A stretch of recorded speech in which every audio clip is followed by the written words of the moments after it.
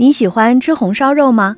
我之前跟大家分享了很多种不同红烧肉的做法，今天我再跟你分享一道特别的红烧肉，它不用加水，只用醋和酒就能够焖出来，酥烂可口。一起来看看是怎么做的吧。五花肉先用火枪在皮上面烧一烧，表面烧发黄之后，用刀刮一刮表皮，再用清水清洗干净。清洗好的五花肉切成小块。做这道菜呢，不需要焯水，所以最好用淡盐水浸泡一下，去除里面的血水。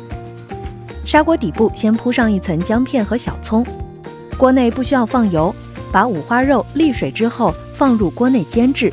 煎到猪肉的表面变透微黄，就可以夹出来放入砂锅内了。往砂锅内倒入3种不同的醋，各加1大勺，接着倒入漫过猪肉的花雕酒，放入1把冰糖、几片香叶、1根桂皮、1个八角、1勺盐、4小勺生抽、少许的老抽，盖上锅盖，大火烧开之后转小火慢炖1个小时。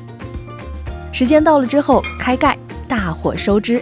等到锅内的汤汁浓稠，就夹出里面的葱段和香料，撒上一点小葱末增香，这道醋烧肉就做好了，吃起来又软又嫩，一点都不肥。喜欢的朋友赶紧试试吧。